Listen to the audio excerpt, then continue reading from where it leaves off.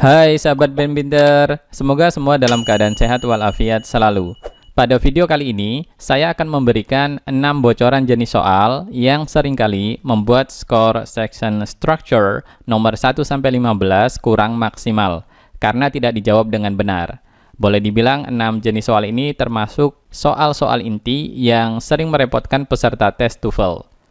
Perlu saya sampaikan sebelumnya, soal-soal ini hanya sebagai contoh saja. Untuk variasi jenis soal pada masing-masing topik bisa beda-beda, tidak terbatas pada contoh soal yang saya berikan. Without further ado, let's get straight to the first type of question.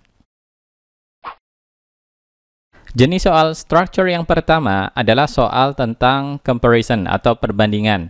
Bisa comparatives, makna lebih, superlatives, makna paling, perbandingan positif dengan menggunakan S, bla bla bla S, perbandingan dengan preposisi like, dan lain sebagainya. Yang sering muncul adalah soal bentuk comparatives. Saya akan tunjukkan contoh soalnya, nanti sahabat kerjakan dulu dalam 30 detik, setelahnya kita akan bahas bareng.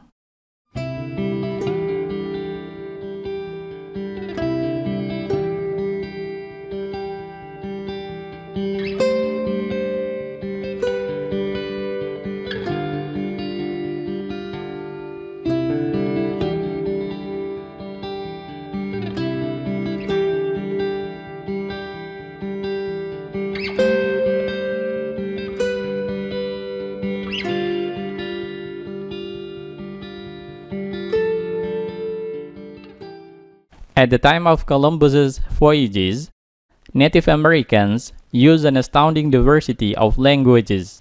Blah blah blah, the diversity used by Europeans. Kalau sahabat perhatikan, semua pilihan jawaban soal ini mengarah ke soal tentang bentuk comparison. Ada superlatives seperti A dan C, juga ada comparatives seperti B dan D. Jawaban yang benar adalah D, struktur comparative. Ada akhiran ER setelah adjective great yang terdiri dari satu suku kata dan setelahnya ada than. Ingat, untuk bentuk comparatives, cirinya ada ER atau more dan setelahnya biasanya ada than. Di sini yang dibandingkan adalah diversity of languages yang digunakan oleh Native Americans dengan diversity of languages yang digunakan oleh Europeans. Pada masa pelayaran Columbus, penduduk asli Amerika menggunakan ragam bahasa yang sangat mengagumkan, jauh lebih besar daripada keragaman yang digunakan oleh orang Eropa. Jenis soal structure yang kedua adalah soal tentang noun clause. Klausa yang difungsikan sebagai noun.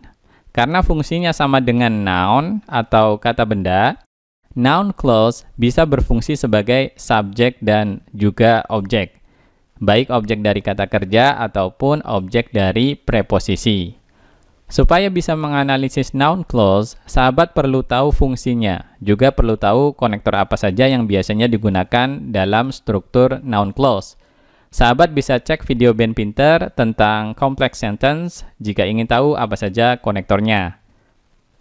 Silakan sahabat kerjakan dulu contoh soal noun clause berikut, setelahnya kita akan bahas bersama.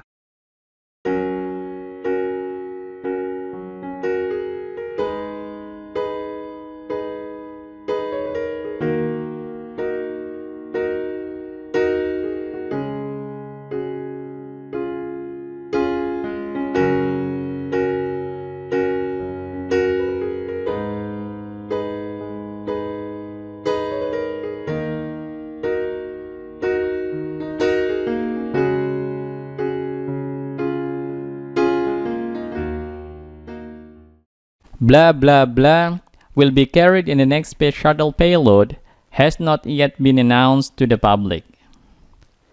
Kalau sahabat perhatikan, setelah blank ada verb will be carried. Setelahnya juga ada verb negatif has not been announced. Jadi soal ini punya dua verbs. Biasanya kalau ada dua verbs berarti butuh satu konektor. Kita tinggal pilih jawaban berupa konektor yang sesuai.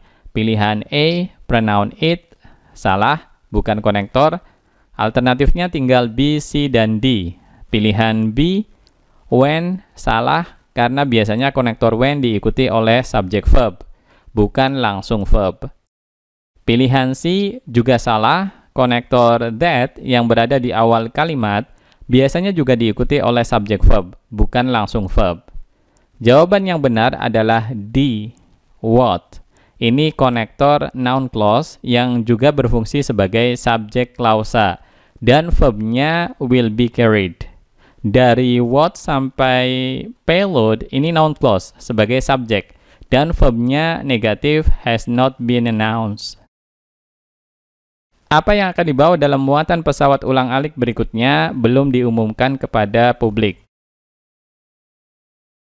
Jenis soal structure yang ketiga adalah soal tentang adjective clause, klausa yang berfungsi sebagai adjektif atau kata sifat. Karena fungsinya sebagai adjektif, adjective clause bisa menjelaskan noun, kata benda, atau pronoun, kata ganti. Biasanya menjelaskan noun yang letaknya persis sebelum konektor adjective clause yang digunakan. Konektor adjective clause lebih sedikit jumlahnya daripada konektor noun clause atau adverb clause. Jadi seharusnya lebih mudah diingat. Apalagi yang keluar di soal TOEFL Structure and Written Expression biasanya hanya 3-4 konektor saja, seperti who, which, that, dan yang lebih jarang lagi whom. Untuk detail apa saja konektor adjective clause, sahabat bisa cek video Ben Pinter tentang complex sentence. Silahkan kerjakan soal adjective clause berikut, setelahnya akan kita bahas.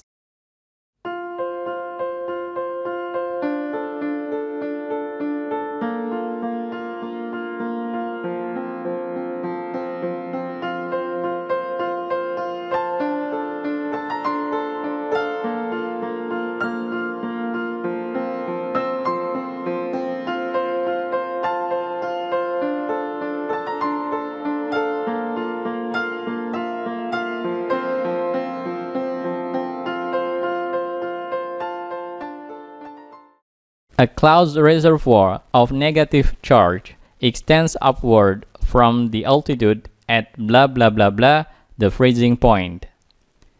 Soal ini diawali struktur subjek verb.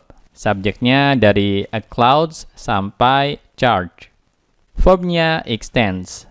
Kalau sahabat perhatikan pilihan jawaban, semuanya ada kata hit yang termasuk verb atau kata kerja. Jadi bisa kita simpulkan, kita butuh jawaban yang ada konektornya. Karena ada dua verbs di sini, yaitu extends dan hit. Pilihan A dan B tidak ada konektor, jadi kemungkinan besar salah. Kita bisa eliminasi. Alternatifnya tinggal C dan D. Dan jawaban yang benar adalah D, which temperatures hit. Polanya konektor, subjek, verb. Perlu sahabat ingat, bila ada konektor adjective clause yang didahului preposisi, bisa at seperti dalam soal ini, bisa juga preposisi lainnya selain preposisi of, maka pola setelah konektor biasanya subjek verb, bukan langsung verb seperti pilihan C. Penyimpanan muatan negatif dalam awan meluas ke atas dari ketinggian di mana suhu mencapai titik beku.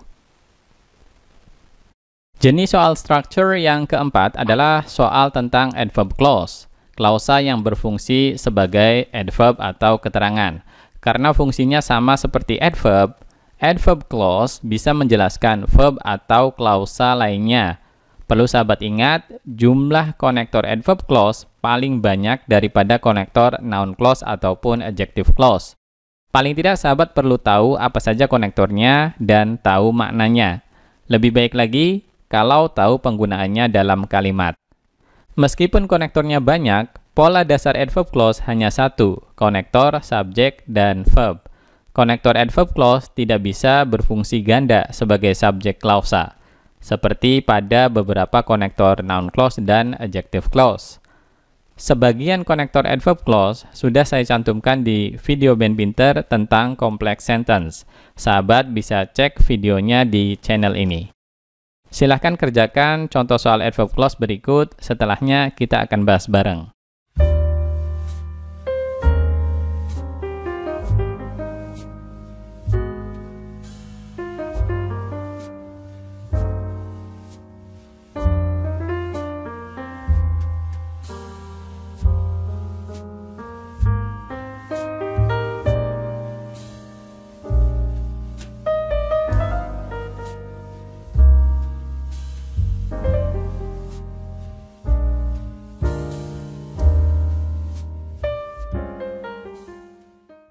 Like Thomas Berger's fictional character Little Big Man, Lauderdale managed to find himself where blah blah blah of important events took place. Kalau sahabat lihat, sebelum blank, di sini ada konektor adverb clause where. Tadi sudah saya sampaikan bahwa pola dasar adverb clause adalah konektor subject verb. Kita lihat setelah blank sudah ada verb took place. Jadi kemungkinan yang hilang di sini adalah bagian dari subjek. Kita tidak perlu verb lagi karena di sini sudah pas ada satu konektor where dan verbnya ada dua, manage dan took place. Pilihan A, B, dan D jelas salah karena ada verbnya. Juga subject it dan expletive there tidak diperlukan. Yang benar adalah C, an extraordinary number. Ini bagian dari subjek yang hilang. Subjek lengkapnya, an extraordinary number of important events. Pola kalimat ini, prepositional phrase, koma, subjek, verb, konektor adverb clause, subjek, dan verb. Seperti karakter fiksi Little Big Man karya Thomas Berger, Lauderdale berhasil menemukan dirinya di tempat di mana sejumlah atau banyak peristiwa penting yang luar biasa terjadi. Jenis soal structure yang kelima adalah soal tentang reduced adverb clause atau adverb clause yang diperpendek. Sebelumnya sudah saya sampaikan kalau pola dasar adverb clause biasanya adalah konektor subject verb. Tapi pada adverb clause yang diperpendek atau reduced adverb clause, polanya biasanya adalah konektor, kemudian setelahnya bisa verb 3, verb ing, adjective, atau noun phrase, tergantung konteks kalimatnya. Silahkan kerjakan contoh soal reduced adverb clause berikut, setelahnya kita akan bahas bersama.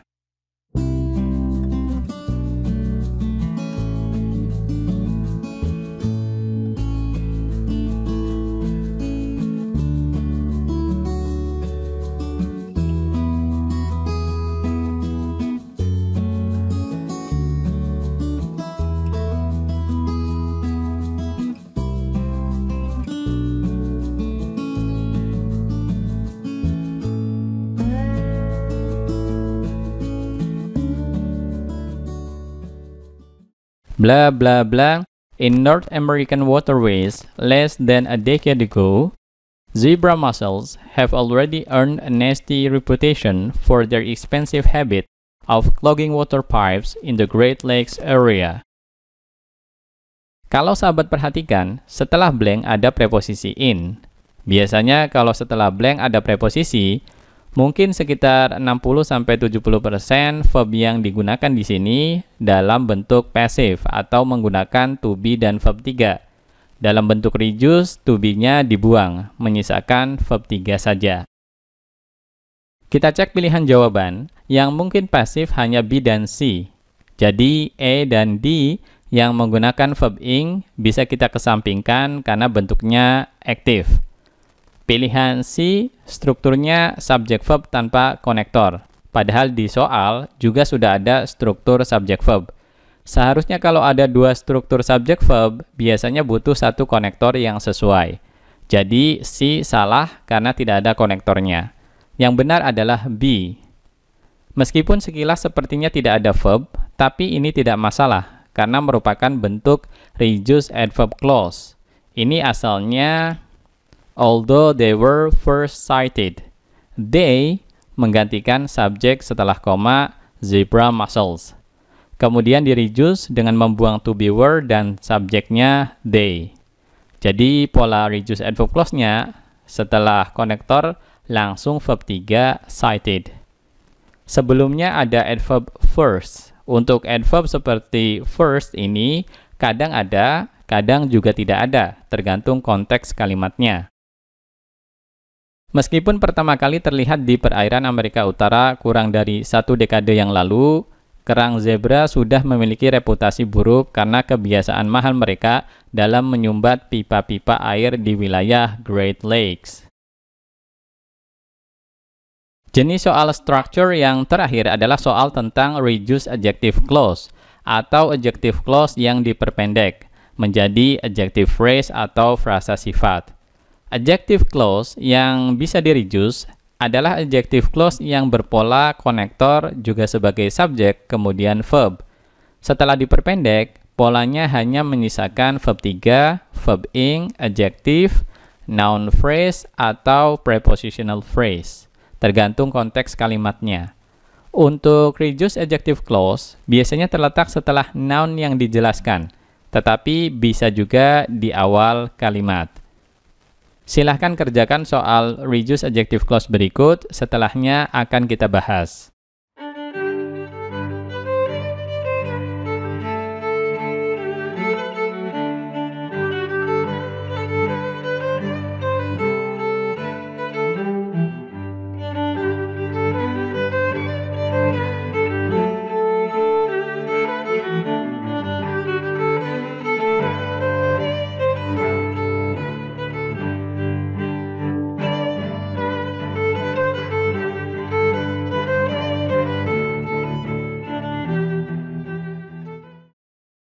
Blah blah blah, artifacts from the early Chinese dynasties. Numerous archaeologists have explored the southern Silk Road. Kalau sahabat perhatikan, soal ini sudah punya struktur subject verb. Pilihan A dan B kemungkinan besar salah karena berupa struktur subject verb tanpa konektor. Ingat kalau ada 2 struktur subject verb biasanya butuh 1 konektor. Di pilihan jawaban maupun di soal tidak ada konektor. Alternatifnya tinggal C dan D. Untuk C menggunakan verb 3 jadi maknanya pasif. Untuk D menggunakan verb ing jadi maknanya aktif. Kalau kita lihat konteks kalimat ini, konteks makna aktif lebih sesuai. Karena verb ing atau verb 3 yang berada di awal kalimat biasanya menjelaskan subjek setelah koma. Pada soal ini, numerous archaeologists. Arkeolog pada soal ini lebih tepat mencari artefak, bukan dicari. Reduced adjective clause searching for, ini sebenarnya asalnya terletak setelah numerous archaeologists. Untuk adjective clause lengkapnya adalah who search for. Kemudian, konektor who yang juga sebagai subjek dibuang. Dan search diganti verb ing searching. Setelahnya dipindahkan ke awal kalimat. Mencari artefak dari dinasti-dinasti Tiongkok awal, banyak arkeolog telah menjelajahi jalur Sutra Selatan.